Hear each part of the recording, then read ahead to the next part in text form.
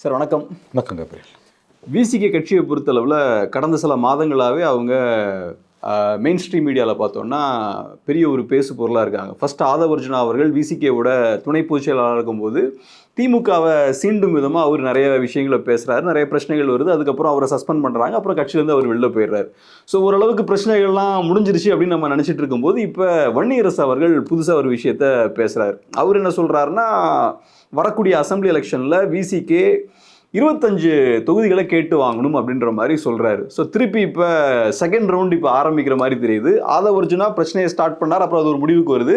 புதுசாக இப்போ விசிகேலேருந்து வன்னியரசு அதே விஷயத்த பண்ணுறாரு. திரும்பவும் அவர் சைட்லேருந்து திமுகவுக்கு அழுத்தம் போடுறாங்க. எப்படி பார்க்குறீங்க அதை? ஆமாம், பிரச்சனை முடியக்கூடாது, ஸ்டாலின் அவர்களுக்கு நிம்மதியான தூக்கங்கள் இருக்கக்கூடாது என்று அருமை நண்பர் திரும்ப முடிவு செய்து விட்டார் என்பது மட்டும் இதிலிருந்து தெளிவாக தெரியுது. சொன்ன மாதிரி ஆதவர்ஜுனா போய் 10 நாள் தான் ஆகுது. எல்லாம் சுமூகமாக முடிஞ்சிருக்குன்னு நினச்சிட்டு இருக்கும் நேரத்தில் மறுபடியும் அடுத்த இன்னிங்ஸை ஸ்டார்ட் பண்ணுறாரு. தொடர்ந்து இது நடந்துக்கிட்டு இருக்குது. ஆனால் 3 ரவுண்டில் இது வரைக்கும் ஸ்டாலின் தான் ஜெயித்தார், திரும்ப தோற்று தான் போனார். முதல்ல கள்ளக்குறிச்சியில் மது விலக்கு மாநாடு நடத்தும்போது அதில் அழையா விருந்தாளியாக திமுகவை சார்ந்த ஆர்எஸ் பாரதியையும் டிகே சிலங்கோனையும் மேடையில் ஏற்றுனது மூலமாக மாநாடோட நோக்கத்தையே சிதறடித்து பிரச்சனையை மோடி பக்கம் திருப்பி விட்டாங்க. ஸோ ஃபஸ்ட் ரவுண்டே திரும்ப தோல்வி. செகண்ட் ரவுண்டு விஜய் கலந்து கொண்ட விகடன் விழா அம்பேத்கர் புத்தக வெளியீட்டு விழாவில் திருமாவை மேடையை ஏற விடாமல் செய்தது மூலம் செகண்ட் ரவுண்ட்லேயும் ஸ்டாலின் தான் ஜெயித்தார். 3வது ஆதவர்ஜுனாவை கட்சியிலேருந்து நீக்கணும் அப்படின்னு கடுமையான கோரிக்கைகள் வந்தபோது அதுக்கு முதல்ல செவி மடுக்க மறுத்த திரும்ப வேறு வழி இல்லாமல் கடைசியில் அவரை சஸ்பெண்ட் பண்ணார். அதுக்கு பிறகு தான் சிஎம்ஐ பார்க்க அப்பாயின்மெண்ட்டே அவர் கிடச்சிது. ஸோ 3 ரவுண்டில் என்ன தான் அவர் காய சாமர்த்தியமாக நகர்த்தாலும் முதல் 3 ரவுண்டில் திரும்ப தோற்று தான் போயிருக்கிறார். இப்போ 4வது ரவுண்டு அன்பை நண்பர் நம்முடைய வன்னியரசு அவர்களை ஆரம்பித்திருக்கிறார்கள். இது பெருசாக டேக் ஆஃப் ஆகுமான்னு தெரியல. ஆனால் இது ஒரு பின் பிரிக்ஸ். இது பிகம் அ தான் இந்த டிஎம்கேஸ் ஃப்ளஷ்னுவாங்க. அதாவது திருமாவாஸ் ஹோல்டிங் டிஎம்கே டு ரேன்சம். அதுதான் உண்மை. இதில் திமுகவை நிம்மதியற்ற இரவுகளை கொடுத்து ஸ்டாலின் என்ன சொன்னார், பதவியேற்ற கொஞ்ச நாளில் கட்சிக்காரங்களை நினச்சா எனக்கு பயமாக இருக்குது, தூங்கி எந்திரிக்க முடியல, காலையில் யார் 7:30 எடுத்துன்னு வருவாங்கன்னு தெரியல, எந்த பிரச்சனையும் யார் கொண்டு வருவாங்கன்னு தெரியல, என்னால் தூங்க முடியலன்னு கட்சி பதவியேற்ற 3 மாதத்தில் அம்ஜிகரையில் சென்னையில் கூட்டத்தில் பேசும்போது சொன்னார். இப்போ மந்திரிங்கெல்லாம் 7:30 கொண்டு வராங்களா இல்லையான்றது நமக்கு தெரியாது, அல்லது பழகி விட்டதோ என்னமோ முதலமைச்சருக்கு, அதுவும் நமக்கு தெரியாது. ஆனால் கூட்டணி கட்சிகள் மூலமாக, குறிப்பாக விசிக மூலமாக வரக்கூடிய இம்சைகள் தொடர்ந்து கொண்டு தான் இருக்கின்றன. ஆதவர்ஜுனாவோட முடிஞ்சிச்சுன்னு நினச்சாங்க, அடுத்த கட்டத்தை நோக்கி நகர்றாங்க. இது இப்படியே எலெக்ஷன் வரைக்கும் ஓடும். இது இவ்வளோ அவலங்களுக்கு பிறகு இந்த கூட்டணி தொடரும் பட்சத்தில் இது தொடரும், வேறு வழி இல்லை. கீழே ஜெல் ஆகாது, ஓட் ட்ரான்ஸ்ஃபர் ஆகாது. ஏற்கனவே Aadhav Arjuna to large extend அலைன்ஸை destroy பண்ணியிருக்கார், கீழே கெட்ட பேராக இருக்குது. இப்போ 25 சீட்டுன்னு கேட்டுட்டு அதை சொந்த கருத்துன்ட்டாங்க. போன எலெக்ஷனில் 6 சீட்டு வாங்கினவங்க இந்த சீட்டு 25 சீட்டுனா அது திமுக உள்ளே உசுப்பேற்றுற வேலை. நேற்றைக்கு நடந்த திமுக செயற்குழு ஒரு உயர்மட்ட குழு கூட்டத்தில் இவையெல்லாம் பேசப்பட்டிருக்கின்றன. கூட்டணி கட்சிகள் பேசுவதை தடுக்க வேண்டும் அப்படின்னு. இப்போ மற்றவங்களும் ஹார்ட் பார்கெனிங் பண்ண ஆரம்பிப்பாங்க. ஏன்னா கடந்த தேர்தலில் விசிக்கு 6 சீட்டு, சிபிஐ சிபிஎம் 6, மதிமுக 6, எல்லாருக்கும் 6 தான் கொடுத்தாரு ஸ்டாலின். இந்த முறை ஒருத்தர் கொடுத்தா மற்றவங்களுக்கும் கொடுக்கணும், ஆனால் கொடுக்காமலும் இருக்க முடியாது. அங்கே தான் தேர் இஸ் அ கேட்ச்.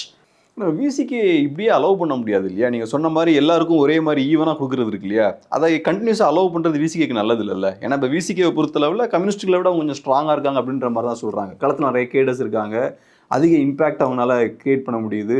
திமுகவுக்கு ஓவராலாக ஒரு பாசிட்டிவான ப்ராக்ரெசிவான இமேஜை விசிகேனால் ஏற்படுத்த முடியுது. ஸோ அப்படி இருக்கும்போது எங்களை அந்த ஒரு பொக்கையில் எல்லாரோடையும் சேர்த்து எங்களையும் வைக்காதீங்க, எங்களுக்கு கொஞ்சம் எக்ஸ்ட்ரா ப்ரிஃபரன்ஸ் கொடுங்கன்றாங்க. அது நியாயமாக தானே படுது? இல்லை, எதுவுமே நியாயம் இல்லைன்னு கிடையாது. Every thing is good in love பண்ணுவார். இன்னொன்று அவங்க ஓட் பர்சன்டேஜ் எவ்வளோ? 1% தான். சீமானுக்கு 8% ஓட்டு இருக்குங்க. ஆனால் வேல்யூ கம்யூனிஸ்ட் வேல்யூ ஆட் பண்ணுறாங்களோ அதே வேல்யூ தான், கிட்டத்தட்ட அதே தான். ஆனால் ப்ளஸ் என்னென்னா திருமாவுக்கு ஒரு நம்பகத்தன்மை இருக்குது. Thiruma is a credibility, face value இருக்குது. Thiruma game changer. 8 வருஷத்துக்கு முன்னால் மக்கள் நல கூட்டணி ஆரம்பிக்கும் போது 2016 திருமாவால் தான் மற்ற 2 கட்சிகள், 2 லெஃப்ட்டு மதிமுகலாம் இந்த பக்கம் வந்தாங்க. அஃப்கோர்ஸ் அப்போ ஜெயலலிதா அவங்கள சேர்த்துக்கல, திமுகவில் ஸ்டாலின் கிரீன் சிக்னல் காமிக்கல, அதனால் அவங்க வெளியில் போனாங்க, விஜயகாந்தோடு போனாங்க, வாஷ் அவுட் ஆனாங்க. அப்போ மேக்னெட்டாக இருந்தது திருமா தான். Thiruma is a magnet. Thiruma கிட்ட இருக்கக்கூடிய அந்த குட்வில் அது தட் ஸ்பீக்ஸ். அது ஒரு வேல்யூ அடிஷன் தானே. வேல்யூ அடிஷன் தான். பட் கிரவுண்ட் லெவலில் நீங்கள் பார்க்கும்போது ஓட் ஷேர்னு பார்த்தீங்கன்னா விசிகே கமாண்ட்ஸில் அரௌண்ட் 1% ஓட், அவ்வளோதான். விசிகேக்கு வந்து 1% ஓட்டுக்கு மேலே கிடையாது, பெரிய அளவில் ஒன்றுமே கிடையாது உங்களுக்கு. 3 எலெக்ஷனில் திமுகவோட தொடர்ந்து நிற்கிறாங்க, 2 எம்பிசி 4 எம்எல்ஏஸ் இருக்காங்க. பிகாஸ் ஆஃப் டிஎம்கே ஒன்லி இது எல்லாமே அவங்களுக்கு வந்துருக்குது. டிஎம்கே விட்டு வெளியில் போனால் திரும்ப எங்கே போவார்? Just imagine is flight. ஏடிஎம்கேக்கெலாம் போனால் ஓட் ஷேர் நடக்காது. ஏடிஎம்கேவோட கோர் ஓட் பேங்காக இருக்கக்கூடிய சில கம்யூனிட்டிஸ் இவருக்கு ஓட்டு போட மாட்டாங்க. இந்த ஸ்ட்ரைக் ரேட் அவருக்கு வராது. விஜயோடலாம் போனால் வாஷ் அவுட், மக்கள் நல கூட்டணி, அது அன்டெஸ்டட் பிளேயர் அவர்லாம். ஆகவே திமுக இஸ் த சேஃப் பெட். ஆனால் அவர் ஏன் இதை செய்கிறாருன்னு தான் தெரியல. ஏன்னா வன்னி அரசு இதை சொன்னது திரும்ப ஆசீர்வாதம் இல்லாமல் சொல்லியிருக்க மாட்டார். அப்படி நமக்கு அது நம்ம மறுக்கிறோன்னா நமக்கு அரசியல் புரியலன்னு அர்த்தம். அதை ஒரிஜினாக பேசுனதும் திருமாவோட பரிபூர்ண ஆசீர்வாதத்தோடு தான். வன்னி அரசு பேச ஆரம்பிச்சிருக்கிறதும் திருமாவோட ஆசீர்வாதத்தோடு தான். So what does he want? அதான் இப்போ நீங்கள் ஒரு விஷயம் சொல்கிறீங்க இல்லையா, இப்போ திருமாவளவன் அவர்களுக்கு திமுகவை விட்டு அவர் ஆப்ஷனே இல்லைன்னு ஒன்று சொன்னீங்க இல்லையா, சக்ஸஸிவ் ஆப்ஷன் இல்லை அவருக்கு. நீங்கள் அப்படி சொல்லும்போது திருமாவளவன் அவர்கள் வீக்கான ஒரு பொசிஷனில் இருக்காரோ அப்படின்ற ஒரு இமேஜை கிரியேட் பண்ணுது. பட் நம்ம ஓவராலாக பார்க்கும்போது திருமாவளவன் இவ்வளோ விஷயங்களை செய்ததுக்கு அப்புறமும் திமுக திருமாவளவனை டஃப்பாக ஹேண்டில் பண்ணல. ஸோ இதில் நம்ம புரிஞ்சிக்க வேண்டிய விஷயம் என்னென்னா திமுகவுக்கு திருமாவளவன் அவர்கள் தேவை. எஸ். ஸோ அந்த ஸ்ட்ராங்கான லெவரேஜ் திருமாவளவன் அவர்கள் கையில் இருக்கு. right. ஸோ அதை யூஸ் பண்ணி தான் அவர் அக்ரெசிவாக புஷ் பண்ணுறாரு. That is right. அதை தான் நான் சொன்னேன். Everything is fair in love and war. Absolutely. நான் இப்பயும் அதை தான் சொல்கிறேன். இதில் நல்லது கெட்டது எதுவுமே கிடையாது. But how it has to be அண்டர்ஸ்டுட்ன்ற நான் இப்போ நீங்கள் ஒன்று புரிஞ்சுக்கோங்க. திருமாவோட வாக்கு வங்கின்றது அரௌண்ட் 1% தாங்க. ஆனால் அவரோட நம்பகத்தன்மை கன்சிடரபிளாக இருக்குது. He can make or remake alliances. அவரால் அதை பண்ண முடியும். அவருக்கு இவ்வளோ பண்ணியும் விசிகாவை திமுக வந்து அலையன்ஸ்லேருந்து தூக்கி போடாமல் ஏன் வச்சுருக்குன்னா திருமாவுக்கு இருக்கக்கூடிய குட்வில்லும் not only vote bank, the perception. ஒருவேளை திருமா வெளியில் போகிறாருன்னா 2 லெஃப்ட்டும் வெளியில் போவாங்க, அல்லது போகிறதுக்கான சூழல் உருவாகும். ஏன்னா திருமாவோட பாத்திரம் என்பது அரசியல் பொலிட்டிக்கல் ரோல்ன்றது அந்த மாதிரியானது. அதுக்கு தான் நான் 2016 ரோலில் சொன்னேன். But there is a limit. நீங்கள் இவ்வளோ தூரம் பேசிக்கிட்டு இப்போ ஒன்று தேர் இஸ் அ மெத்தட் இந்த மேட்னஸ் வாங்க. ஆதி ஆவர்ஜுனா 3 மாதமோ 4 மாதமோ பேசினார். திமுக சைலண்ட்டாக இருந்தது. ஒரு கட்டத்தில் வந்து அவர் என்ன பண்ணார், yes cross the Lakshman rekha. விஜயோட ஒரு மேடையில் ஏறுறாருன்னு போது அவங்க எப்படி அலோவ் பண்ணுவாங்க? முடியல, நான் அவர் திரும்ப போகல. ஆதி ஆவர்ஜுனா என்ன பேசினாருன்னு தெரியும். He was சாக்டு from suspended. அதுக்கு பிறகு அவரே போயிட்டார். இப்போ அது முடிஞ்சிருக்குன்னு சொல்லும்போது நினைக்கும்போது சீட்டை பற்றி இப்போ பேச வேண்டிய அவசியம் என்ன வந்தது? இது வந்து ஜஸ்ட் லைக் தட்னு அந்த வார்த்தை கிடையாது. அவர் வெளியில் போய் 10 நாள் பொறுத்து ஏதாவது ஒரு பேச்சு வந்துக்கிட்டே தான் இருக்குது. எல்லா விமர்சனத்தையும் பண்ணிவிட்டு நாங்கள் ஸ்டில் கண்டினியூ இந்த அலையன்ஸ் சொல்கிறாங்க. Because of Modi factor, BJP ஃபேக்டர்னோட அதில் வந்து there is no surprise angle in it. ஆனால் இது எத்தனை நாளைக்கு உங்களுக்கு வந்து இப்போ இந்த மாதிரி வந்து மற்ற அலையன்ஸ் பார்ட்னர்ஸ் யாருமே பேசலையே. லெஃப்ட்டோ காங்கிரஸோ எம்டிஎம்கேவோ பேசவே இல்லையே. வேல்முருகன் பேச ஆரம்பிச்சிருக்காரு, வேறு யாருமே பேசலையே. அப்போ வன்னியரசோட இந்த ஸ்பீச் வந்து பேசிட்டு 2 மணி நேரத்தில் 1 மணி நேரத்தில் திரும்ப வந்து இல்லை அது அவரோட சொந்த கருத்துன்ட்டார். வன்னியரசு இப்போ கொஞ்ச நாள் அமைதியாக இருப்பார், அப்புறம் மறுபடியும் இன்னொன்று பேசுவார். ஸோ இந்த run up to the election வந்து இது இப்படியே ஓடும். To the maximum extend Stalin வந்து விசிகே உள்ளே வச்சுக்கணும் தான் பார்ப்பார். கம் வாட் மே 19, 21, 24 அலைன்ஸ் அப்படியே கண்டினியூ ஆகிறது தான் திமுக நல்லதுன்னு தான் ஸ்டாலின் உறுதியாக நம்புகிறார். இந்த அலைன்ஸ் இன்டாக்டாக இருக்கும்போது அவங்களுக்கான சான்சஸ் ஆர் பிரைட். கன்ஃபார்ம்னு சொல்ல முடியாது, பிரைட். அந்த அட்வான்டேஜஸ் பொசிஷன்லேருந்து பார்ட்டி கீழே போகிறத ஸ்டாலின் அலோவ் பண்ண மாட்டார். But at the same time வந்து நிறைய விசிகேவோட அவங்களுக்கு ப்ராப்ளம்ஸ் இருக்குது, பின்பிரிக்ஸ் இருக்குது. இது இப்படியே கண்டினியூ ஆகிறது வந்து அலையன்ஸ் கன்ஃபார்ம் ஆனாலும் கன்ஃபார்மாக தான் இருக்கணும்னு நம்புகிறேன். கீழே ஓட்டு ஜெல் ஆகாது, ஓட் ட்ரான்ஸ்ஃபரே நடக்காது. 2+2 பாலிட்டிக்ஸில் many a times had ended in 0. But இதில் ஒரு விஷயம் என்னென்னா, இப்போ திருமாவளவன் அவர்கள் என்ன எதிர்பார்க்குறார் அப்படின்ற விஷயம் பார்த்தோம்னா இப்போ ஓரளவுக்கு தெளிவாக ஆரம்பிக்குது. ஃபஸ்ட்டு மது ஒழிப்பு மாநாடு நடக்கும்போது நம்ம அப்போ டிபேட் பண்ணோம், எக்ஸாக்டாக என்னத்தை ஏம் பண்ணி அவர் இந்த விஷயங்கள்லாம் பண்ணுறாரு அப்படின்ற ஒரு டிபேட் இருந்தது. அதுக்கப்புறம் ஸ்லோவாக பொலிட்டிக்ஸை நோக்கி மூவ் ஆக ஆரம்பிக்குது. அதிகார பகிர்வு அப்படின்ற விஷயத்த பேசுகிறாங்க. அதுவும் ஒரு வேகான ஒரு கோரிக்கை தான். பட் இப்போ வந்து கான்க்ரீட்டாக எங்களுக்கு இதுதான் வேணும்னு அவங்க சொல்லிட்டாங்க. எங்களுக்கு அதிகமான சீட்ஸ் வேணும், 25 சீட்ஸ் வேணும், அது சாத்தியமோ சாத்தியமில்லையோ அதிகமான சீட்ஸ் வேணுன்ற ஒரு ஸ்டாண்ட் எடுத்துட்டாங்க. ஸோ அந்த வகையில் இப்போ போக போக அவங்களோட எதிர்பார்ப்பு என்னன்றது கிளியர் ஆகுதுன்னு நினைக்கிறேன். ஆனால் அதை உடனே மறுத்துருக்காரு, திரும்ப மறுத்துருக்காரு. அது மறுத்துருக்காருன்றது இது வந்து அதெல்லாம் தெரியுது. புள்ளியங்கிளி விட்டு தொட்டில் ஆடுற கதை சம்பிரதாயமாக. அவரோட திருமாவோட கண்ணசைவு இல்லாமல், கன்கரன்ஸ் இல்லாமல், பிளஸ்ஸிங்ஸ் இல்லாமல் வன்னியரசு பேசியிருக்க மாட்டார். அப்படி நம்ம பேசியிருக்காரு நம்புகிறோன்னா நமக்கு அரசியல் தெரியலன்னு அர்த்தம். 25ன்னு சொல்லிவிட்டு அதெல்லாம் இல்லை அப்படின்னு சொல்கிறது மூலமாக ஒரு நெரேட்டிவை செட் பண்ணுறாங்க. இதுதான் எங்கள் எதிர்பார்ப்புன்னு ஸ்டாலினுக்கு உணர்த்துறாங்க. Look don't take us for granted. நீ 6 சீட் லாஸ்ட் டைம் கொடுத்தீங்க, அதெல்லாம் நினைக்காதீங்க. இந்த தடவை 10 சீட்டு வாய்க்கு அரிசி போடலாம் நினைக்காதீங்க. We want 25. 4 டைம்ஸ் கூட கேட்குறாங்க. when they ask for 4 times additionalனா 2 டைம்ஸாவது நீங்கள் கொடுக்கணும். That's the expectation. இது எல்லாமே வந்து டிஎம்கேக்கு பெரிய இரிட்டண்ட்டை உருவாக்குது. But at the same time நீங்கள் பார்த்தீங்கன்னா this parties have a right to demand. ஆனால் எந்த ஃபாரம்லன்றது தான் முக்கியம். நீங்கள் வெளியில் வச்சு இதை பேசும்போது நீங்கள் வந்து you are in a way instigating other parties and you are making DMK vulnerable. அப்புறம் திமுக வந்து they got everything to lose in this election. They got everything to gain in this election. Stakes are very high for DMK, very, very high. Especially in 26th when the Deputy Chief Minister, Prince in waiting, அவர் வந்து when he takes charge, எல்லாம் வந்து ஸ்மூத்தாக இருக்கணும். The takeover must be smooth. There should not be any even 1% of murmur அப்படின்றது தான் வந்து லீடர்ஷிப்போட aim. அப்போ வந்து ஸ்மூத் பேசேஜை ஏற்படுத்திட்டு போகணுன்னு பார்க்குறாங்க. DMK should have its own independent மெஜாரிட்டின்லாம் அவங்க that's what their expectation is. அதனால தானே இப்போ இருந்து 200 பேசுகிறாங்க. அந்த நேரத்தில் விசிகாக்குள்ளே மட்டுமே இந்த குரல் வருதுன்னும் போது இட்ஸ் அ தான் இன் த ஃப்ளஷ். இது வந்து ஒரு நெருடல் தான், கண்டிப்பாக நெருடல் தான். திரும்ப சொல்கிறேன், ஆதவர்ஜனா இஷ்யூக்குள்ளே திரும்ப ஹேண்டில் பண்ண முறையும் நேற்று 1 years பேசுனதும் வச்சு பார்க்கும்போது there is a method in the madness. அவருக்கு என்ன வேணும், அவருக்கு ஏதோ தேவை, அலையன்ஸ்குள்ளே அவர் நிம்மதியாக மற்றவங்களையும் இருக்க விட மாட்டார், அவரும் பின்பிக்ஸ் கொடுக்காமல் இருக்க மாட்டார்னு தான் தெரியுது. அவங்க இஷ்யூஸை பேசியிருந்தால் பரவாயில்ல. தலித்து கொடுமைகள், மக்களுக்கு எதிரான கொடுமைகள் தமிழ்நாட்டில் அதிகம் நடக்குது, ஸ்டாலின் கவனம் செலுத்தணும், இல்லை என்றால் வந்து நாங்கள் கூட்டணியில் தொடர்வது என்பதற்கு அர்த்தம் இல்லாமல் போகும்னு பேசினா கூட அதை பாராட்டலாம். ஏன்னு கேட்டிங்கன்னா அதான issue. Atrocities against Dalits, land order கொலாப்ஸ்ன்றாங்களா, தட்ஸ் அன் இஷ்யூ. அன்எம்ப்ளாய்மெண்ட் பெரிய அளவில் இருக்குது, தட்ஸ் அன் இஷ்யூ. ஜிஎஸ்டிக்கு ஈக்குவலாக லோக்கலாகவும் டாக்ஸஸை போட்டு நீங்கள் வந்து யூஆர் ஸ்குவீசிங் பீப்புளு, இதெல்லாம் நிறுத்தணும்னு சொன்னால் தட்ஸ் பாலிடிக்ஸ். ஆனால் அதை விட்டுட்டு எனக்கு அதிகாரத்தில் பங்கு வேணுன்றதே திரும்ப திரும்ப நீங்கள் கேட்குறீங்கன்னா it's become a self centred issue. Self centred issue நீங்கள் பண்ணுறது வந்து ப்ரொவோக் பண்ணுறீங்க, கொலிஷன் லீடரை ப்ரொவோக் பண்ணுறீங்க, மற்றவங்களையும் நீங்கள் வந்து இன்ஸ்டிகேட் பண்ணுறீங்க. இப்படி தான் அது புரிந்து கொள்ளப்படும். ஆனால் இதான் பொலிட்டிக்ஸ்னு நினைக்கிறேன். அப்சல்யூட்லி. நீங்கள் சொன்னது போல் இந்த லாஸ்ட் 3.5 years திமுக ஆட்சியில் நிறைய பிரச்சனைகள்லாம் இருந்தாலும் திருமாவளவனும் விசிகேவும் அதை பற்றி பெருசாக பேச குவைட்டாக இருந்திருக்காங்க. ஆமாம். ஸோ இப்போ அதுக்கு காம்பன்சேஷன் கேட்குறாங்க. காம்பன்சேஷன் வந்து கொடுக்கறதுக்கும் வாங்கிக்கிறதுக்கும் இது அவங்க சொந்த ஃபார்மில் இல்லை, இது அவங்க சொந்த சொத்து பிரச்சனை கிடையாது. காம்பன்சேஷன் பொலிட்டிக்ஸ் இப்படி தான் ஃபங்க்ஷன் ஆகும்னு நினைக்கிறேன். மேபி. பட் காம்பன்சேஷன் சொன்னீங்கன்னா வந்து அது விசிகாக்கும் திமுகவும் தனிப்பட்ட முறையில் மாம மச்சான் வரவு, அது வந்து அவங்களுக்குள்ளே இருக்கக்கூடிய வாய்க்கா தகராறு, ஒரு ரெண்டு கிரவுண்டு நான் எக்ஸ்ட்ராவாக உள்ளே பெனிட்ரேட் பண்ணிவிட்டேன், எனக்கு திரும்ப கொடுன்னு கேட்குறாங்க. இது நான்சென்ஸ். அப்படி எதுவுமே கிடையாது. ஏன்னா வாட் டஸ் ஹி வாண்ட்? இந்த 3 வருஷமாக இப்போ குவைட்டாக இருக்காங்கன்னா ஏதாவது ஒரு லாபம் அதுக்கு இருக்குன்னு. சும்மா கண்டிப்பாக லாபம் இல்லாமல் யாரும் குவைட்டாக இருக்க மாட்டாங்க. 21 19 அலைன்ஸில் சேர்றாங்க. கருணாநிதி கடைசியாக சந்தித்த 2016 இந்த அலைன்ஸ் வராமல் போனதுக்கு காரணம் ஸ்டாலின். அது எல்லாருக்குமே தெரியும். he did not want other alliance partners. வேணா கலைஞர் ஜெயிச்சிட்டார்னா டிஎம்கேக்குள்ளே இருக்கக்கூடிய பவர் சென்டர்ஸ் அழகிரி, கனிமொழி, மாறன்ஸ் will resurrected. தன்னால் வர முடியாதுன்றதுக்காக தான் he chased away these alliance partners. எல்லாருக்கும் தெரிஞ்ச விஷயம் அது. It's an open secret. கலைஞர் மரணத்துக்கு பிறகு தான் இவர் எல்லாருக்கும் ஆலிவ் பிரான்ச் கொடுத்து உள்ளே கூப்பிட்றாரு. அதுக்கு பிறகு he behaved like a statesman. Stalin behaved like a statesman. No doubt 2019 19, 21, 24 இப்போ 4வது எலெக்ஷனுக்கு போகிறாங்க. ரிமெம்பர் 1921 ஜெயிச்சது அளவுகோல் கிடையாது, 21 தான் அளவுகோல் அசம்பிளி. 26 போகும்போது நீ 21 வேணுமா, ஸ்டாலின் வேணுமா வேணாமான்றது தான் ஒரே கார்டினல் கொஸ்டின்.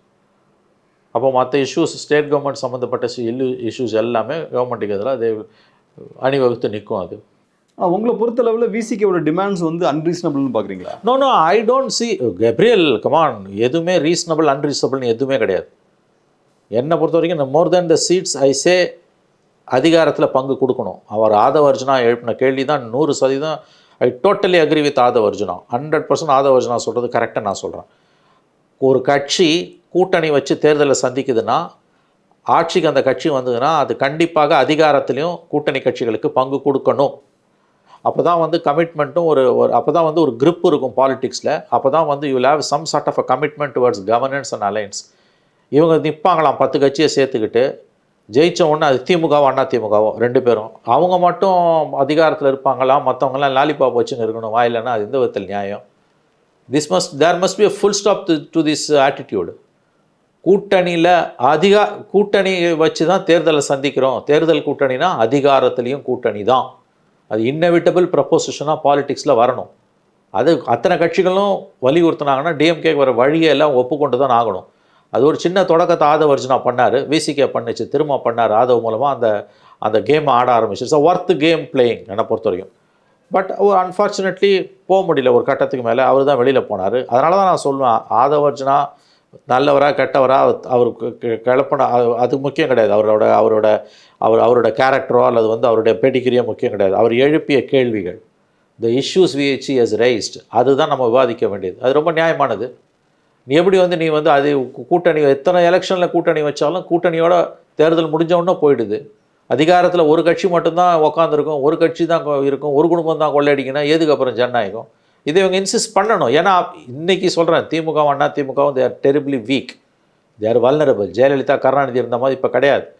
இன்றைக்கி இந்த கூட்டணி கட்சிகள் ஸ்டபானா பெரிய அளவில் கூட இல்லை, ஓரளவு ஸ்டபானா நின்னாங்கன்னா கூட பவர் ஷேரிங்க்கு அவர்கள் வந்தே தீர்வார்கள். ஆனால் ஏன் இவங்க அந்த மாதிரி ஸ்ட்ராங்காக இல்லாமல் இருக்காங்கன்றது தான் $1 மில்லியன் கொஸ்டின். இப்போ நீங்கள் சொல்கிறத வச்சு பார்க்கும்போது திருமாவளவன் அவர்கள் கரெக்டான விஷயத்தை தானே பண்ணுறாரு.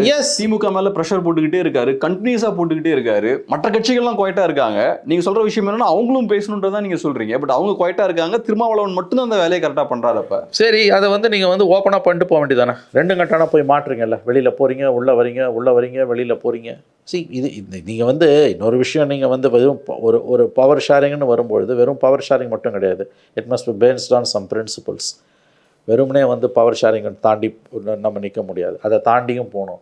It should be based on some principles. Left என்ன சொல்கிறான், எங்களுக்கு வந்து அலையன்ஸ் அதிகாரத்தில் பங்கு வேணவே வேணாம், எங்களை பொறுத்த வரைக்கும் ஒரு மினிமம் காமன் ப்ரோக்ராம் இருந்ததுன்னா போதும், அந்த மினிமம் காமன் ப்ரோக்ராமுக்கு யார் வந்து சப்ஸ்கிரைப் பண்ணுறாங்களோ அவங்க தான் வரணும் அப்படின்றாங்க. அதை வந்து இவங்க போத் டிஎம்கேவும் ஏடிஎம்கேவும் ஒப்புக்கொள்ள மறுக்கிறார்கள். க்ரூடாக போய் நீங்கள் பவர் ஷேரிங்னு கேட்குறீங்க. பவர் ஷேரிங் கேட்குறது நியாயம் தான், க்ரூடாக கேட்கும்போது தான் சிக்கல் வருது. அதனால தான் உங்களால் பேக் ட்ராக்கும் பண்ண முடியுது. இஃப் இட் இஸ் அ பிரின்சிபல்னா உங்களால் பேக் ட்ராக் பண்ண முடியும். எதுக்காக பவர் கேட்குறோன்ற காரணம் இல்லைன்றீங்க. அந்த காரணம் இல்லை, அது ரொம்ப முக்கியம் இல்லையா? நீங்கள் குறைஞ்சபட்ச செயல் திட்டமாவது உங்களுக்கு இருக்கணும்ல. சரி, பை அண்ட் லார்ஜ் வந்து திரும்ப அந்த பாயிண்ட்டை தான் அடிக்கிறார். நீங்கள் சொன்ன மாதிரி அவர் வந்து ஆதவர்ஜுனா வச்சு அதை ட்ரை பண்ணார், இல்லை இப்போ வன்னியர்ஸ் வச்சு செய்கிறாரு. ஓகே, இதில் தப்பு ரைட்டுன்னு எதுவுமே கிடையாது. But is holding DMK to ரேன்சம்ன்றது உண்மை. ஏன்னு கேட்டிங்கன்னா வந்து இன்றைக்கி இருக்க டைனமிக்ஸ்குள்ளே அது அப்படி தான் பார்க்கப்படும். நீங்கள் you must have some crystal clear ஒரு நேர்மை இருக்கணுங்க. எஸ், எங்களுக்கு இந்த செயல் திட்டத்தின் அடிப்படையில் தான் பவர் வேணும், எங்களுக்கு பவர் வேணும். அப்படி இல்லைன்னா நீங்கள் அமைதியாக இருக்கணும். வெறுமனே வந்து நீங்கள் வந்து பவர் ஷேரிங்னு சொல்லும்போது அதையும் நேரடியாக சொல்லாமல் ஒரு கட்டத்தில் சொல்கிறீங்க. அப்புறம் அவர் என்ன சொல்கிறாரு, அது அவர் கருத்துன்றாரு. ஒவ்வொரு கட்டத்துலையும் அது அவர் கருத்துன்ட்டு ஏன் பின்வாங்கி போகிறார் அவர்? இது வரைக்கும் ஒரு கட்சி ஆரம்பித்தப்போ சொல்லாத என்னத்தை சொல்லிட்டார் ஆதவர்ஜுனா, எதுக்கு நீங்கள் தூக்கி வெளில போட்டிங்க? அப்போ நீங்கள் வெறுமனே வந்து டிஎம்கே ஏடிஎம்கே மாதிரி பவர் எங்களுக்கு இருந்தால் போதும், இந்த லஸ்ட் ஃபார் பவர் மட்டுமே விசிக்காக இருக்குன்னா அவங்களுக்கு பவர் ஷேரிங் கொடுக்க மாட்டாங்க 2 பேரும். Power for sake of power. Yes, power for sake of power. Left ஏன் அதை செய்ய மாட்டேன்றான்? லெஃப்ட்டோட ரோல் என்ன? இன்றைக்கி நீங்கள் வாங்க, உங்களுக்கு நாங்கள் பவரில் கொடுக்குறோன்னா கூட லெஃப்ட் வேணாம்னோம். ஏன்னா அவங்க பாலிட்டிக்ஸ் என்னென்னா, நீ பவர் ஃபார் வாட், இவ்வளோ மினிமம் காமன் ப்ரோக்ராம் இருக்குது, சிஎம்பி இருக்குது, இதுக்கு அடிப்படையில் பவருக்கு இது அந்த பேஸ் ஆஃப் திஸ் நமக்கு பவர் வேணும், இதுக்காக தான் பவர் வேணுன்றாங்க. அந்த கிளாரிட்டி ஆஃப் தாட் வந்து விசிகாக்கெலாம் கிடையாது. இது தனி மனித அபிலாஷைகள் ஆசாபாசங்கள் சார்ந்தது. அதனால தான் இவங்க தோக்குறாங்க. சார், கடைசியாக ஒரே ஒரு கேள்வி. இப்போ நீங்கள் ஃபஸ்ட்டு சொல்லும்போது ஃபஸ்ட்டு 3 ரவுண்டில் டிஎம்கே ஜெயிச்சிருக்காங்க அப்படின்ற மாதிரி சொன்னீங்க. ஸோ அந்த வகையில் அது விசிகேக்கு ஒரு பின்னடைவு தான் அப்படின்ற மாதிரி சொன்னீங்க. எனக்கு அதில் ஒரு சின்ன ஒரு மாற்று கருத்து இருக்குது. நான் எப்படி பார்க்குறேன்னா, இன்னும் எலெக்ஷனுக்கு 1 வருஷம் இருக்குது. ஸோ இன்னும் நிறைய ரவுண்ட்ஸ் இருக்க போகுது. எஸ், குறிப்பாக கூட்டணி ஃபைனல் ஆகிறதுக்கு முன்னாடி கடைசியாக ஒரு ரவுண்ட் இருக்கும் இல்லையா, அந்த ரவுண்டில் யார் ஜெயிக்கிறாங்க தான் முக்கியம். பெனல்டிமேட் ரவுண்டில். ஸோ இந்த ரவுண்ட்ஸ் எல்லாம் இது வந்து ஒரு warm up rounds. Yes, I agree. இதெல்லாம் ஸோ இதில் ப்ரெஷர் போட்டு கடைசியில் அந்த ரவுண்ட். எஸ், இதுவரை ஐ அக்ரி வித் யூ. இது வார்ம் அப் ரவுண்டு தான். இது வந்து ட்ரையல் மேட்சஸ், நிறைய ட்ரையல் மேட்சஸ் நடக்குது. அதில் இது ஒன்று கிட்ட நெருங்கும் போது தான் இருக்குது.